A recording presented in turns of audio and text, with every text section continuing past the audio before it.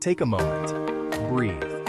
It's easy to get lost in the distance still left to travel, to fixate on the summit you haven't yet reached. You may not be where you want to be yet, but don't forget, you're also not where you used to be. Remember the person you were a year ago, 5 years ago? The one who navigated storms you thought would never end, who faced fears that felt insurmountable.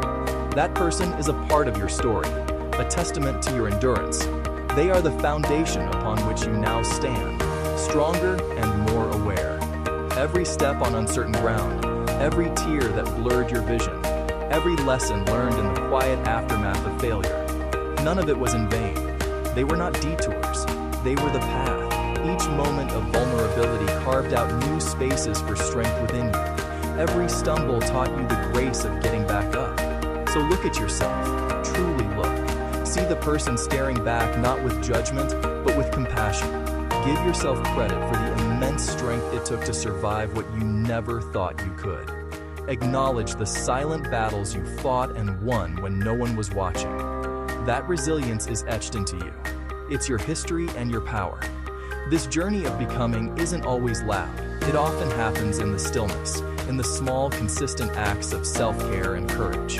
You've been growing quietly, tending to your own garden, and that's something to be profoundly proud of. This growth is authentic, rooted in your own truth, unswayed by the world's pace.